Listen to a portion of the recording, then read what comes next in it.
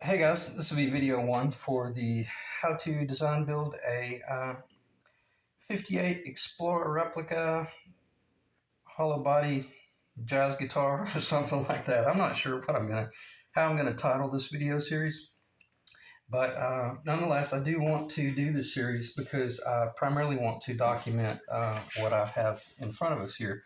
Um, Probably one of the rarest guitars ever built.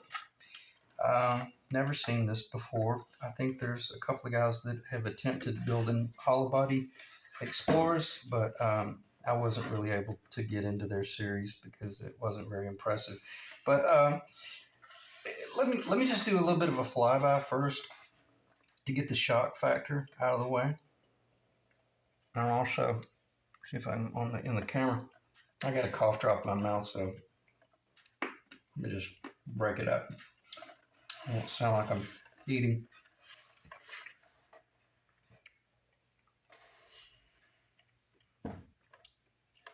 Crazy cool.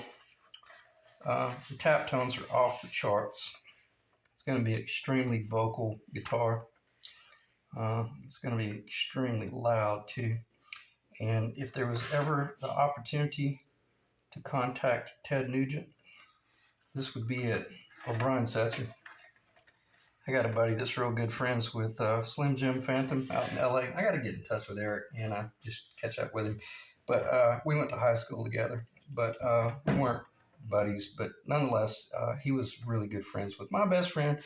And obviously, his career took off once he went out to LA. But I got to get in touch with him because I really would love to get something like this to either Ted Nugent or Brian Setzer because since he hangs out with Slim Jim, probably would be pretty easy to get it to him. Not to give it to him, but just to let him take it for a whirl. What is this thing? Well, what this boils down to is when I built my first Explorer replica, used extremely high-end, I guess it was like a grade 3A, if not 4A, flamed limba. And when I say flamed, I don't know if you can see it here. This stuff is amazing. It's so beautiful. And this is obviously from the same billet where I built the neck and the body. And as I was roughing out all that material to build that 58 Explorer replica, well, this was all the drop material and all the material left over.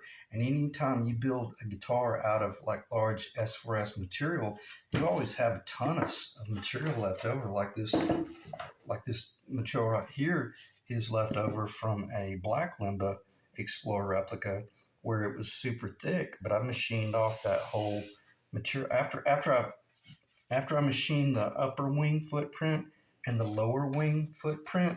I then machined off that 1/4 inch material, and it left me the full body to build the other guitar. And so if you're smart with how you rough out your material, well, you can build an extra 2 or 3 guitar or extra 1 or 2 guitars out of your stock. And the bottom's a little bit rough. I'm not really going to show it. I'll just show it briefly, but certainly not going to highlight it. It looks kind of rough because it's all I had. It's all the material I had left over. But when I come back and do my nitro work to finish it, even though I'm going to leave it really, really natural blonde, I'm not going to tint this at all. But I definitely will be tinting down here a little bit to cover some of the sins of the block work because I literally was just running out of material. So anyway, and I don't have the neck material for it, but I'll be able to get this. I'll be able to order some quarter-sawn blonde flamed limba from this guy that I got this material from. He's in Seattle and he owns a company called Commercial Forest Products, I believe, CFP. His name is Steve. And anyway, beautiful wood. He sells a lot of wood to luthiers, probably out in LA or on the West Coast, or hell, probably all over the world for that matter, because he's got an incredible stock of Korina, which is also called limba. And this is I think it's South African. Yeah, I should have researched that. I forgot it. I know it's. I don't think it's Honduran, but it's very similar to mahogany. But it has a tendency, it can be a nightmare to work with because it's extremely dry and it will definitely split. Even like, let's see if I can find a spot. No, I probably won't be able to find it. Oh, I'll be able to find it right here.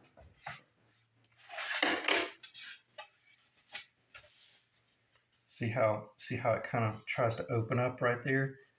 When it opens up, all you do, you just have to saturate it with a CA glue, super thin CA glue, and then it'll just penetrate down in there. And then you'll have to make certain that you keep it glued up. And then you'll come back a day or so later, and there'll be a split starting right here, and then you'll just have to CA glue it up. So if you're going to work with Limba, just be prepared to remedy those things. And this one actually did open up. I think it might have been right up in here somewhere. But once I got the CA glue in, it closed up perfectly, and voila, it's gone. All right, I digressed about something that was irrelevant there. Well, actually, no, it's extremely important if you're thinking about building something like this. The thinner you go, the more likelihood the grain's just going to open up. You have to glue it back together. So on that note, when you're building something like this, you're working with the drop material from another guitar. So if you've got a large board, let's say your board's, we'll just grab a number, and we'll say it's 2 inches thick and it's 10 inches wide and it's 48 inches long. Well, when you're doing all that drop work, when you're doing all that, see, like if it's really thick, this is a black Limba, but when you're doing all that cutout work for building this other black Limba guitar, well, then make sure that you just label this 2A, 3A, and then maybe even come up in here and pre-design another hollow body for the future work. In other words, don't just come in here and butcher all this wood and realize, oh my God, that was a whole lower horn for a beautiful Explorer. And see, that's exactly what that is right there. Okay, so you see where I'm going with this? So there's your lower horn for your next Explorer, and then up here, flip it over, here's your upper. There's your upper, and then this real long run right here then becomes the continuation up here. Okay, so by just being thoughtful about how you built that other guitar, you're halfway to Explorer land. And then I'm not going to continue showing that, but just then once you get down to this large end, and you can see just by this figuring right here, what that was a board that was super thick, but it was only wide enough to do one bout. So all I did was just I ripped it down the middle, and then whatever. Okay, let me not get ahead of myself. If this was the board and it was large, I just ripped it down the middle, and I just moved this board down here. Excuse me, and I tilted it a little bit. I machined it and glued it together. And did I glue it on the center line? I don't know. Probably not. No, I didn't. Let's see if I. But see, that's the beautiful thing about Korina or Limba. Hell, I can't hardly find the glue line. There it is. There's the glue line right there. But because the figuring, the quarter sewn, and see, that's the beauty about working with quarter sewn. If this were plain sewn, it would be extremely obvious that you glued those two together. But if you're working with a quarter sewn material, it's very easy to come in here and hide a join. See that join right there? Because the figuring is doing the same thing. And the cool thing about the Limba, it has a real wavy annular growth ring. And if you're really good with your miter saw, then you can blend those two together. Good enough that if you're even you'll forget where the glue line is. And I can assure you nobody in the audience would ever know as well. So, okay. This is the third time I've done this video because I just got way too long-winded. So I'm going to try to reel myself in a little bit. I might be a little bit redundant here, but it is definitely going to be a traditional guitar as far as the pickguard, the hardtail, the ABR1 bridge, dual humbucker configuration with three knobs, and it'll be the volume tone. So it'll be neck volume, bridge volume, and then master tone, and then it'll have the three-way up here in the traditional spot. However, because the top will be, because it's a hollow body guitar, all I'll be doing is just drilling one single, well, no, I'll take that back. Well, I'm not going to start talking. It'll be very similar to that right there, because the three-way will have to recess up through the wood, and because of the thickness, I'll be able to use a deep well surface nut, or yeah, a face nut. But I probably would not have I'm almost certain that I wouldn't have the ability to just drill a half-inch hole through both of these, and then my switchcraft be able to flush out down here. I can assure you I'll have to do some machine work here to allow the three-way switch to recess up in there a little bit.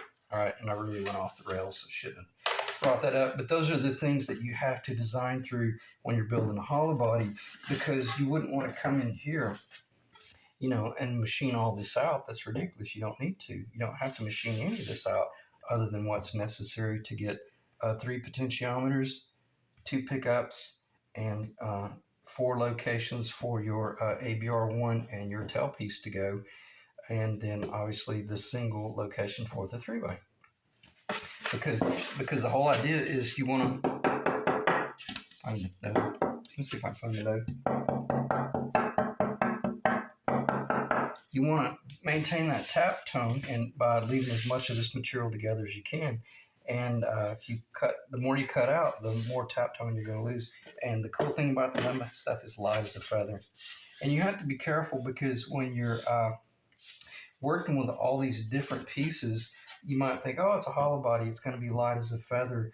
And we'll do a weight analysis here in a minute, but you be careful, because by the time you end up coming back in here and doing a whole bunch of block work, you'll get yourself in trouble where you'll start adding all this weight back to it, and you'll realize that, oh wow, what a waste of time it was, because it's only a half a pound less than if I just built a solid guitar.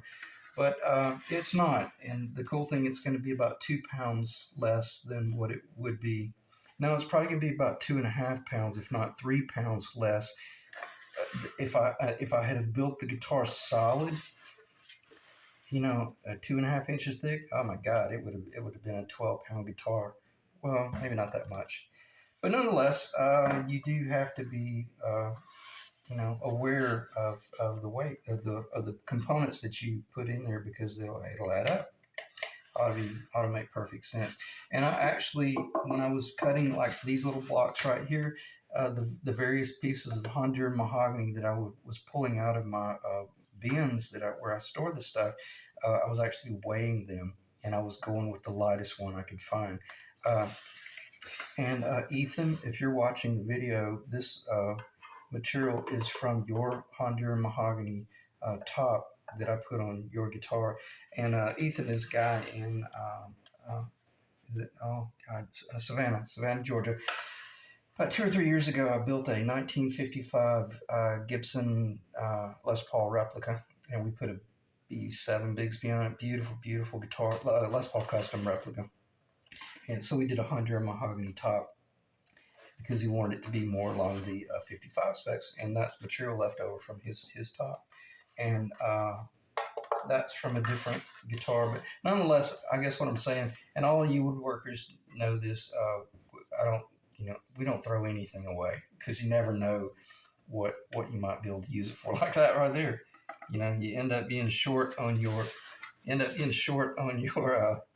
Korina, and you can deceive the eye, because if anybody ever looks up in there, they'll never know that it's got a Honduran mahogany block epoxied in, but it is machine fit, and it's precise.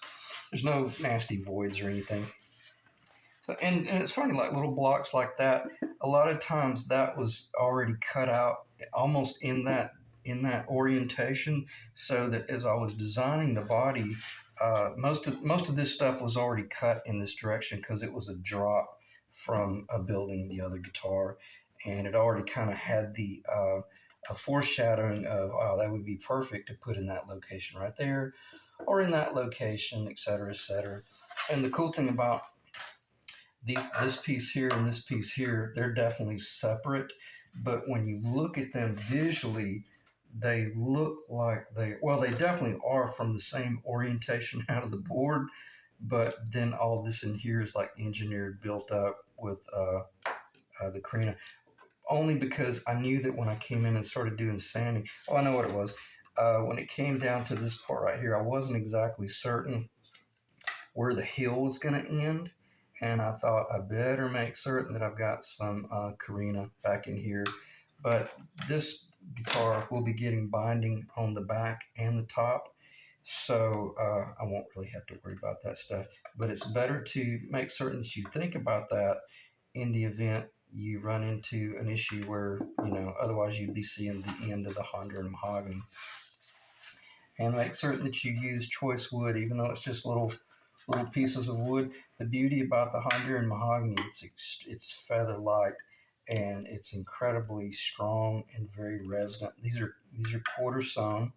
Anything that you see is quarter sewn this way. These tone bars, because the way they came out of Ethan's top, it was a plain sewn top, but then once I laid that over, or once I stood it up, it became quarter sewn. And then obviously these are quarter sewn as well. Have to anticipate where your studs are going to be for the tailpiece. Okay, that's a given. You got to anticipate where the studs are going to be for your ABR1. And probably, I'm not going to talk about it in this video because I spent way too much time talking about it in the first video. But back in the early 2000s, the first guitars that I was truly building professional, I was building hollow body jazz guitars, hand carved tops, backs, steam bent sides, hand bent, none of this jig crap. Everything was done by hand, and I got really good at building, hollow body jazz guitars. And I learned a ton from the Robert Benedetto video series about how to build a archtop jazz guitar. Learned all about parallel braces versus X braces. And well, you guys that are out there, you already know. I'll just grab a little stick here. Obviously that would be parallel brace. But if you did X configuration like this, well, then that's going to produce a completely different sounding guitar. And the objective is if this is and it is, this is the bridge location. You want the X you want the studs to come through directly over the fan. In other words, the X would cross up here, but then it would flare out back here, and then the stud for the bridge location would be directly centered over the fan. So in other words, everything would be hinging on the location of the bridge. I'm sorry, I wasn't able to get that out clearly. But this design, because it's not a traditional guitar, I saw absolutely no sense in trying to do an X brace, because the X brace would have been somewhere up here, and it would have been over here. Okay, so it didn't make any sense. It made far more sense to do like a 335 / Benedetto hybrid, where you just do the parallel brace. And then the jazz guitars, they do parallel bracing as well. They have a tendency to produce a more centered note that's very piercing, and it still has a lot of warmth, but the X braces are always much warmer guitars, much warmer, especially if we're talking about big body guitars. But I had learned all about building jazz guitars, and I always thought I'm going to start applying it kind of along the lines of the way Gretsch was building their Silver Jets, where they had this whole hybrid chambered out thing, and that's kind of where this came from. I had a 56 Silver Jet, that I restored back in 2002 or 3, probably 2004. And I learned more about building guitars from restoring that guitar. It was a basket case when I bought it, but a beautiful guitar, and it was all original, but just pretty much in really rough shape. But when I restored it, I was able to caliper all of the dimension that Gretsch used back in the 50s when they were building their chambered guitars. And the difference is, if this was like the Silverjet, there would be a huge block of mahogany right here, and then the rest of the guitar is, I think the back, I've got it written down somewhere, but I think the back is 3/8 of an inch thick, maybe 5/16 of an inch thick, but I do know that the sides were about 3/8 of an inch thick, if not thicker. It was just chambered out to lighten it up a little bit. And that guitar, that type design creates a guitar that is just so distinctive in its tone. And we all know the whole Gretsch sound's got that just raw train wreck growl, and it's excellent for the rockabilly stuff, which that's kind of what this guitar is intended for, more of a just a, you know, real aggressive train wreck, crazy tone. And I may have mentioned it at the beginning of this video. I know I mentioned it in all the other 3 or 4 videos, but if there was ever an opportunity to contact Ted Nugent or Brian Setzer, hell, this would be it, because this would be right up, especially Ted Nugent, because I know he loves the crazy hollow body stuff. And takes a really good musician to be able to keep something like this under control, especially in a live environment. But anyway, just a lot of just rambling here, but just by looking at it, you should be able to see my thought process behind keeping it light but keeping it strong. And as I mentioned, wherever, if that's the tailpiece location, which it is, the primary objective when you're building a hollow body guitar, and I'm fairly certain that I haven't mentioned that in this video, but the whole objective is to keep the top from caving in. And where is it going to try to cave in? Well, it's going to try to cave in like this. It's going to try to tilt this way. So you've got to make certain that any blocking that you do back here is sufficient to keep all that under control. Because see, in like the jazz guitars, like the Robert Benedetto jazz guitars, well, that guitar, they get to cheat a little bit because they have the tailpiece, and the tailpiece is back here, and all of that string tension from the guitar is pulling from the tail block. It's not pulling on the top at all. Now the downward pressure is pushing the bridge, which has a either ebony or rosewood, like a Brazilian or Indian rosewood, or Pafio, I believe it's pronounced, bridge bass under it. Well, then that's where you're getting your beautiful tone. How much you carve your internal parallel or X braces. And speaking of that, the way this is designed with my scallop back here, it allows it to be hyper sensitive top, but by adding the heavy blocking up here, and all this is epoxied in. You don't glue that in with water-based glue. All that's epoxied in. But what's really cool is it still has flex. And what does that equate to? Tone, tone, tone. This thing's going to be an acoustic monster. And also it's going to be, I probably will put I'm toying with the concept of putting a B7 Bigsby on it. I may put a B5, but I just know that I've got, as I might have mentioned at the beginning of this video, I've got a 62 Gretsch 6120 upstairs, and I love that guitar because it has the older 3-ply top where it's maple, poplar, maple. The top is a lot more flexible, and when you do your Bigsby work, man, that baby is just hyper sensitive. And where I'm going with this is I'm actually doing some work on that guitar, but if you were to do like a B7, we're kind of entering into the realm of like the Lonnie Mack thing on his Flying V, where you're but it would be a B7. So this is this is a B6. But by having by not having a block under here, when you dive into when you press into the spring a little bit, well, you're actually you're actually pushing the top, you're flexing into the top a little bit, and it causes the whole Bixby use to be far more hypersensitive, whether you're compressing or whether you're diving or you're pulling up. It's amazing. So where I'm going with this, there's a lot more going on here than just throwing a couple of bars down the center line of the guitar. You're actually thinking along the lines of, okay, how do I transfer the tone from the neck down into the beginning of the body, around the sides, and then obviously down these tone bars to the bottom of the guitar, and it obviously sound incredible, but also be a really really sweet guitar to play if you wanted to set it up with like set it up as a jazz guitar.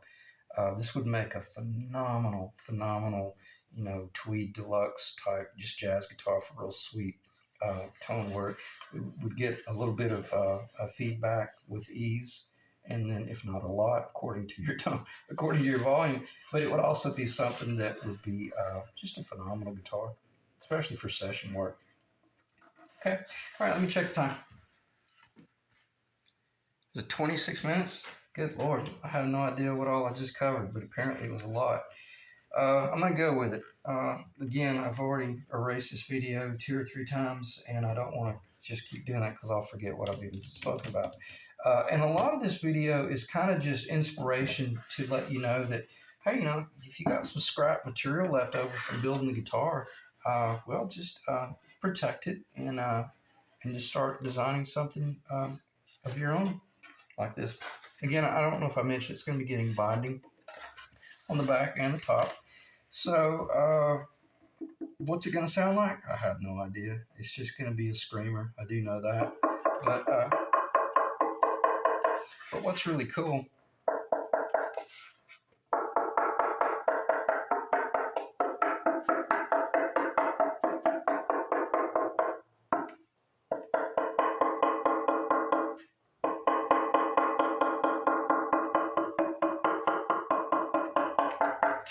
fairly pure note. That's really beautiful. I'm gonna be dead right here because it's so stiff.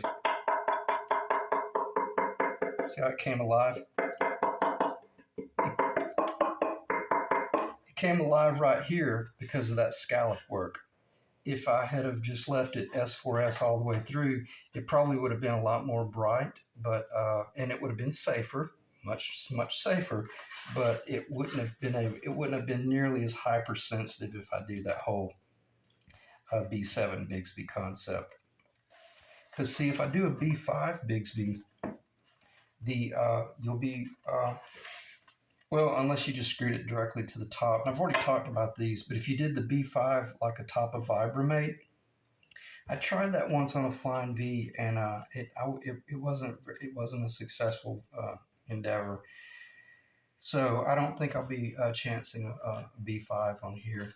I just don't want to fool with the risk of doing all that work and then it being kind of a dud. The Flying V that I built with the B5 on it, it was weird. There was something about it, and I had it really well machined, but I know what it was. I did not attach the B5 directly to the body.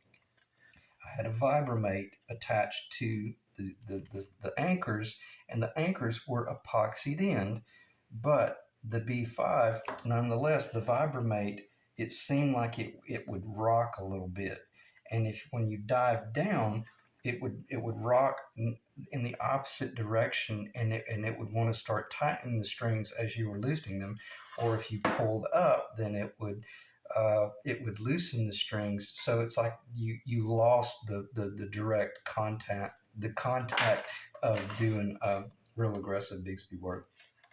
I'm just going to stop talking about that, but just be aware of that type stuff. But will be a hypersensitive guitar. All right, let me check the time again.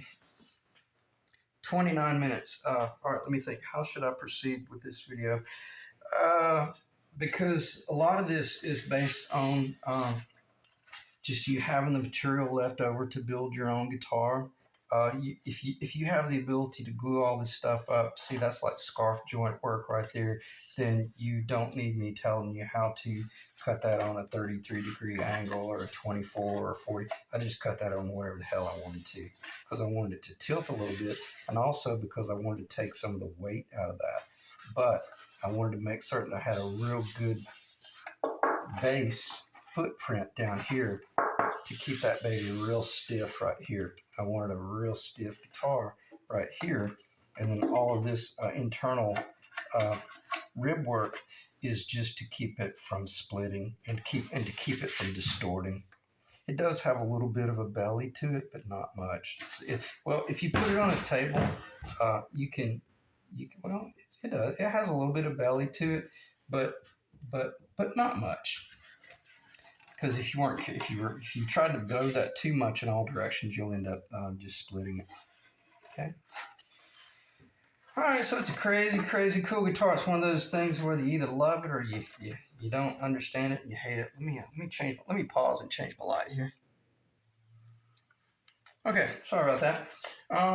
And basically, I may have mentioned it on the front end of this video. The primary reason I wanted to do this video is so that if I'm ever, not if, but when, because I've got a buddy that owns a recording studio up in Nashville, and this is definitely one I want to take into the studio.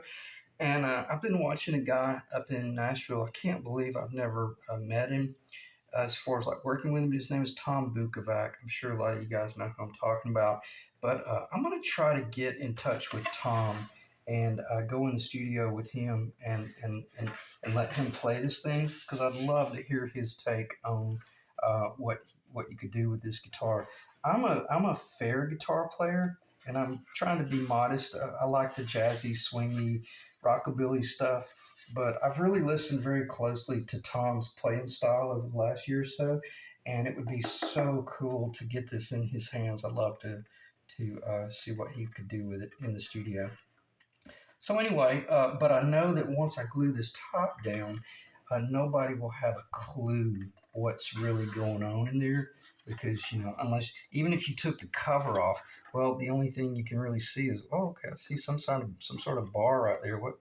But they won't realize that up in here is all of this engineered, rib work, and then all this really. Well, again, just engineered. Everything about this is engineered. So not necessarily not for tone at all, but I'm just splitting the area right here and lending support to this area right here, so that if the thing took a hit, it's not going to split, or if it gets, some sort of ding. Not that you're going to drop it down the stairs, but nonetheless, it's not going to split on you. And the moisture content is so unbelievably low in this wood.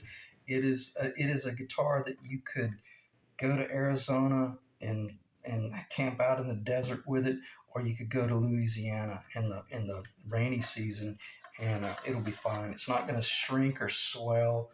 Well, any hollow body guitar, they will swell a little bit, but because the moisture content is so low, this guitar could go anywhere in the world and not be problematic.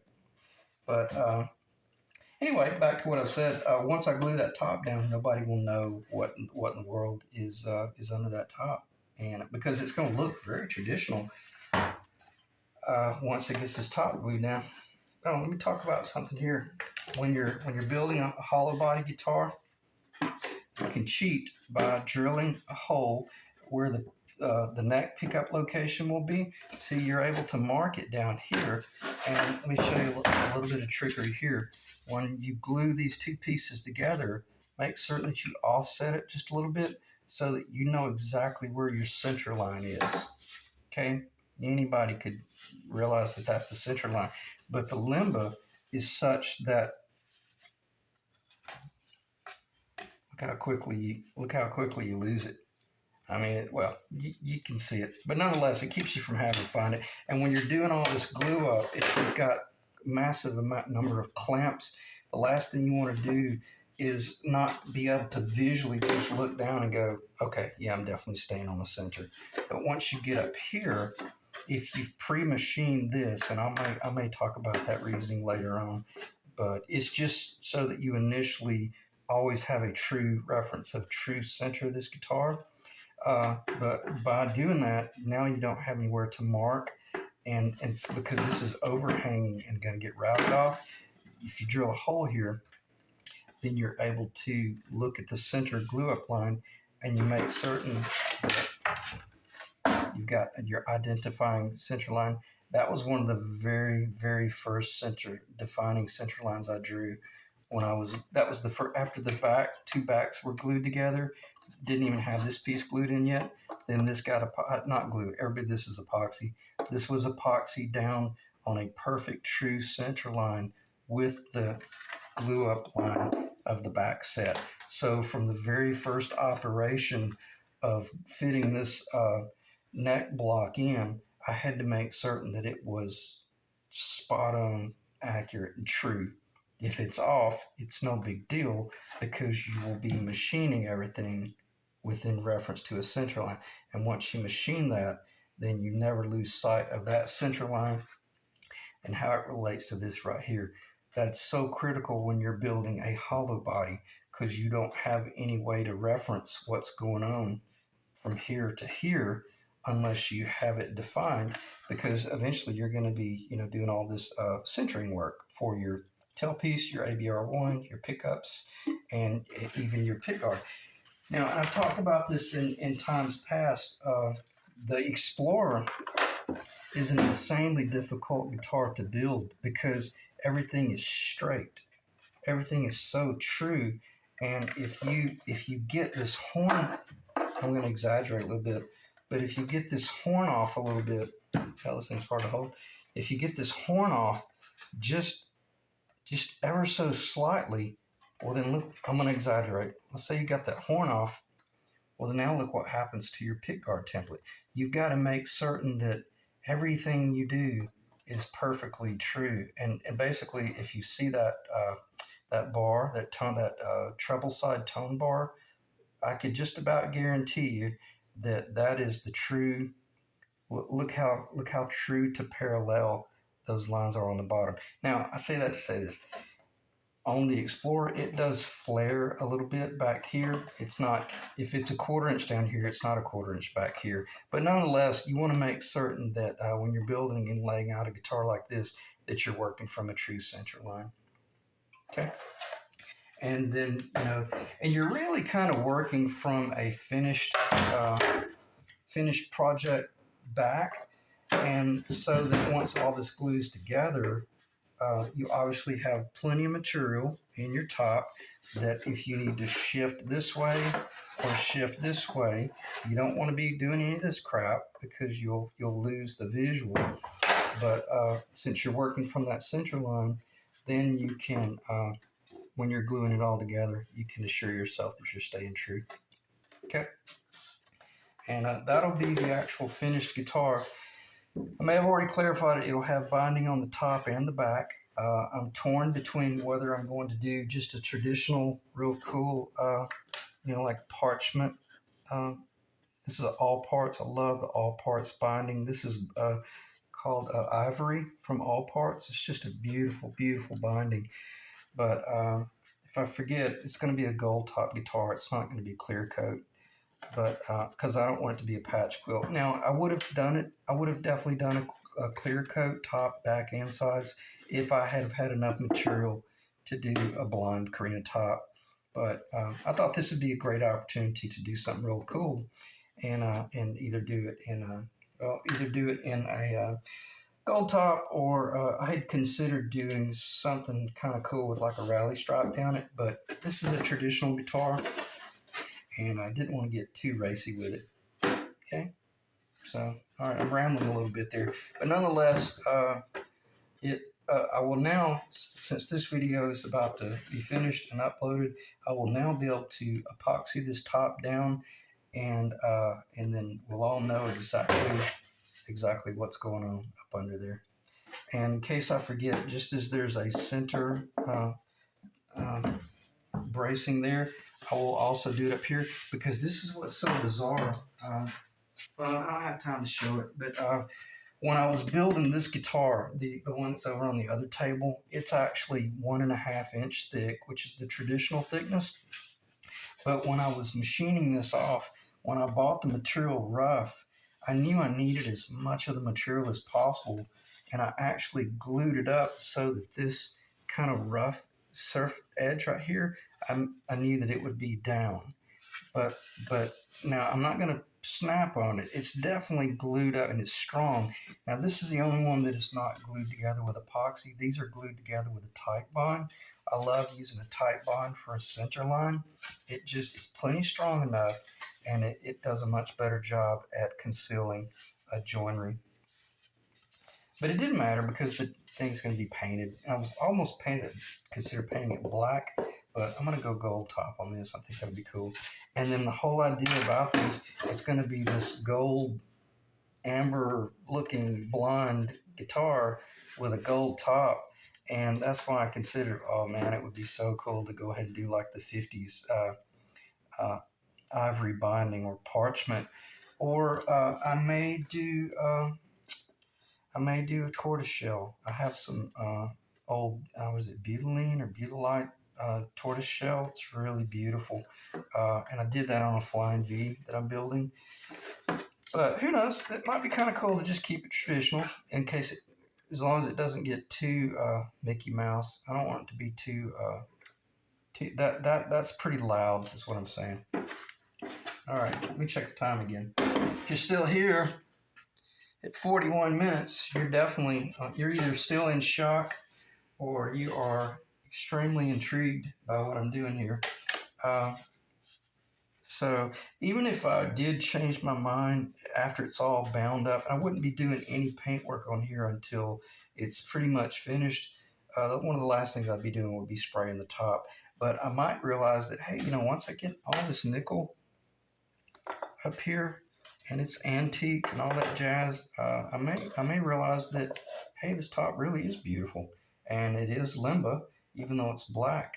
It might be cool to just leave it all natural. I don't know. I'm not there yet. And the cool thing about the way I'm building it is I'm not cornering myself into any particular design. I definitely know that if I were going to do the stain, this is very important. Excuse me. If you were going to do the clear top, I would definitely probably recommend going with gold hardware and then gold pickups rather than the nickel. The nickel can get a little bit bland. It's really beautiful, but the gold has a tendency to really pop when it'll help tone anything down that might be loud, if that makes sense. And there's nothing more beautiful than parchment and gold hardware together as well. So the cool thing is I'm not there yet and don't have to worry about that stuff all that much, but that will well, I'll tell you what I'll do. This will help give me a visual. We'll see it kind of keep showing that bottom. I think I might have mentioned the bottom is definitely the scrap material that was left over that I was barely able to finish the guitar, and it looks pretty unsightly, but I'll touch it up with the lacquer. It's pretty cool. It might be okay, but I'm still thinking gold top right now because when you build a guitar like this, I think it needs to have a little bit of continued shock factor to it. One thing I did not talk about, and if you just did it all natural wood, it's kind of like, oh, okay, well, yeah, it just looks like a, replica. And this is the black limba, the neck that I'm building. A beautiful guitar. Really, really wild and crazy. But what I was talking about doing that initial machine work on the front end, if all of your jigs are very precise and you're really, if you've reached that level of mastery in your building, then it doesn't matter which neck you pick up. It doesn't matter if there's gravity. You're so precise I could obviously install this neck in here. It would be a mistake because the body that this neck goes to would then not have a matching neck. And as you can see, the black limba versus the blonde limba does not look good together. I don't think it does. Or why do this when you could order some additional blonde and build a different neck? And you want to really hold yourself back and not get in a hurry and just grab up whatever's laying on the shelf, because you'll end up with a guitar. It's like, oh man, I wish I'd have just waited another 2 months and and finished it later on. Because when you're building a project like this, man, you're not going to finish it in a month or two anyway. This is going to be a 6 month to a 2 year project, and this one will probably end up being after from concept to completion. This one will end up being probably about a 1.5 year long project. Okay, pretty cool. I'm being arrogant here. That's amazing. It's a good fit. All right, let's do some weight analysis and let's talk about how light this guitar is going to end up being.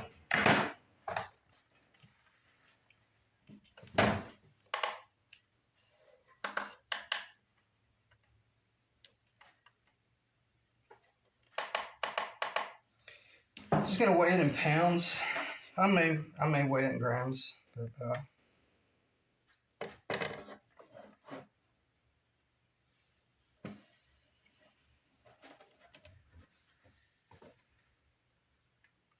should be in the camera. 3.228 pounds for the lower. 1,464 grams. All right, let's put a top on it. So under 3¼ pounds, that's light as a feather for a 2¼ inch thick body, or at least the lower. And keep in mind, there's going to be a lot of material machined off the full perimeter because this top is bigger. Okay, that's awesome. It's under 4 pounds. 3.922 pounds. So that's pretty insane. 1,779 grams. So we've got a body that, and once you add the epoxy in there to glue it together, epoxy does have some weight to it. So nonetheless, now it does have a few coats of nitrocellulose lacquer sealer on the back, but by the time you do the nitrocellulose paint, the sealing and finish work, and then you epoxy it together, it'll probably be slightly over 4 pounds. But that will work out really well. Just feels like heaven. And the cool thing is, once it goes together, when you're doing your estimating, if you're doing a full scale guitar with the whole Gibson approach with the tail, and you want to make sure you're going with aluminum, and then your ABR1, and then your traditional pots, and then your lightweight knobs and stuff like that, and then all your plastic on it. All that stuff adds up to about 3 pounds. So whatever your body and neck ends up being, I may be wrong about that. That 3 pounds might include the neck. I don't believe it does. I'm pretty certain that all this heavy stuff is about 3 pounds, and then the body and the neck will be the remaining adder up of the weight. So if you have a 10-pound guitar target, well, then you should be able to get away with building a 7-pound body and neck. But if you're like me, I don't want a 10-pound guitar. I want a guitar that's around 7 to 8 pounds tops. So if I'm looking at 4 pounds here, 1 pound there, maybe 5 pounds, 6, 7, 8. Yeah, so I should be under or close to 8 pounds. I think I'm right about that. It's getting late. I'm getting tired. But nonetheless, it's not a 12-pound guitar. But if you look at it visually, it's a pretty much full-size footprint of a Explorer replica. What else might I want to talk about, since we're so long into this video, 49 minutes? I don't think there's really anything to talk about other than The only thing I will talk about briefly is, oh wow, this is pretty important. I should have talked about this because where did this come from? Every bit of this originated from Electric Herald templates. Go online, Electric Herald, and you can download these for free. It's a full size set of plans, and then you take those plans that you or that download and you take it to a Kinko's or a UPS store, and they'll print it off in full scale. And then you want to probably do 2 copies and then razor blade them out with an X-Acto knife. I mean, wicked accurate. You need to be spot on because then you're going to come in and make some additional templates. Because once you go to your store in order to buy all your wood, you're going to be able to take these templates and you're going to be able to lay them on a board, or either you're going to be able to assess, you know, what can you get out of that board by having all these templates in hand. Because if you go to a lumber supply house and you're just looking at a bunch of lumber, but you don't have templates in hand, well, you might end up finding a beautiful piece of wood that you think is big enough, but then it's not. And because you're going to want to try to get your neck, you're going to want to try to get your neck right there or something like that.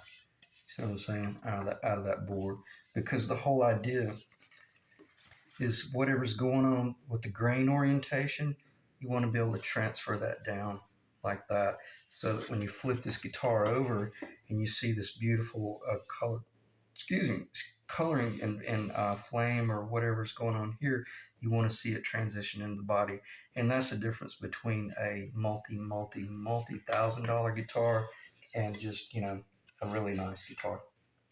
So by choosing the wood of choice, or by selecting the wood with the templates in hand, you're all the more prepared to build a beautiful guitar. And the cool thing, since the count, 52 minutes. It's not too bad. This is just a real long, informative video. Now that we're this far into it, let's just really enjoy what the hell's in front of us, because this is pretty. To me, this is one of the coolest guitars I've ever built. And that's what I was talking about, the whole center lining. Once you do that initial machining I did all of this initial machine work right here before I did even the final route work on the outside, because I knew that I could manipulate it from that and always just be able to throw my templates up here and slide if I can find it. Well, it's probably somewhere in the shop. I have a little neck tenon that I can just slide up in there, and it helps me align everything. And then with the clear, see, you have a scored center line here, and then if you have a score center line, you have a center line mark here and a center line mark here. Well, then you know beyond a shadow of a doubt that if you bump this up to the 19th fret location, which that's exactly what that is, because see, this was machined on the very front end perfectly square with the center line. I forgot to clarify that. So from the very beginning, that line right there was defined on the very front end before any of this other machine work was done. So I'm building this whole guitar body from this mortise and tenon location right here, so that I don't end up getting off a little bit or something like that. But once you have those score lines and those marks, then you're able to come in here and you realize that, oh crap, there's no way in hell I'm going to be able to get around this right here. So I had to engineer this tone bar to fall in this location, and I had to do that little support bracket next to it, because I'm going to be drilling a hole directly through that. And one of the the master tone potentiometer shaft will be coming through through the tone bar. Okay, and it'll be fine because it's a 1/4 inch thick. It's all epoxy, and hell, it's a lot of mass right there. And then all this will be epoxied under the top right there. And then you'll just have your traditional locations. I've already talked about that. Neck volume, bridge volume, master tone. Won't have to do any of this route work right here because it's a hollow body. All the wiring will be fed through the control cavity back here, so that I can then feed all the wiring. The wiring harness will be fed in from back here, and then the pickups, once they're installed, the wire. They'll actually be soldered outside the body. You'll pull the wires through and do all the solder work, and then just feed everything in. And it's this basic. What is this? This is how you build a hollow body guitar. Except like if you're doing like the hollow body with the F holes or the pickup locations, you're feeding all that wiring in through the F holes, or you're feeding it through the bridge or neck pickup location. Okay. Now you see the reasoning for this template. By only having the bridge pickup location, I can in other words, if I was to go ahead and machine the neck pickup location, then I would lose the mortise or the full mortise. So that ought to make perfect sense. And then these, see these locations right here. That's the 8th. That is the guitar, because that right there is the center of the 24 3/4 inch scale. So if there are 2 points on here that are critically important, it's this dimension right here, and it's that location right there. And all that equates to, well, if that's the case, then where do you think I was positioning my blocking? I was positioning my blocking to receive the threads as they came through the top, or make certain that the blocking was thick enough to receive the anchors. See, the anchors will, whatever, if this is a 1 inch tall, then I only have to have that 3/4 of an inch thick if I want to drill all the way through it, because the top is 1/4 of an inch. So whatever the number is, that's actually going to be such that when I drill down for the anchor, I won't be drilling all the way through the block. I'll be able to stop at a selected depth so that the top of the anchor will be flush with the top. Okay. This is a great video, because how often do we get to see, let's see if I can do this without falling over. How often do we get to see this much engineering? It kind of reminds me of science class when, they have the anatomy class, yeah, where you can actually see through everything. It's like, oh, wow, that's the heart, or that's the lungs, or that's this, that's that. Gives you an idea of when you're building something like this. You're working from the parameters of trying to achieve really incredible tone based on a lightweight design, yet it's got to be strong enough to last for 500 years, 600 years. You want it to last a long time. And there you have it. All right, super long video. Didn't really have a set plan to go by, but I knew it was such a crazy design that it's something I wanted to get out there and show everyone, so that you could, if anything, be inspired to build your own custom guitar. And there are no limitations at all, but don't let that's not an excuse to build something that's ugly or non-functional just because you might think something's kind of cool and dynamic and awesome.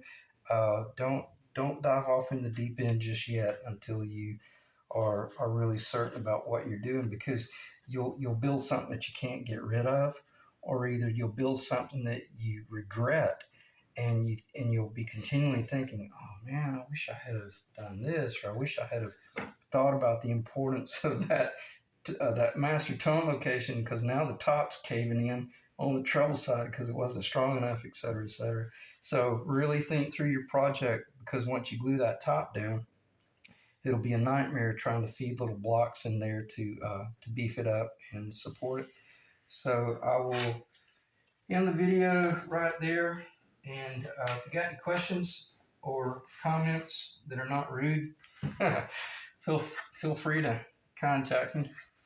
I'm getting to the point to where I'm not going to be doing many more videos. The whole YouTube thing really didn't materialize like I thought it was. Maybe everybody's just leaving me negative feedback, but or either I'm blacklisted because of the guitars that I'm building. I really think that's probably what's going on. I really think I've been blacklisted on this platform, because I see way too many channels out there with thousands and thousands of subscribers where they're not doing anything like what I've done in some of these last videos. So it's kind of frustrating. It is what it is, but nonetheless, I'll continue with a few more cool projects. But if you have any interest, let me know and I'll help you where I can. I'm looking at the table. I don't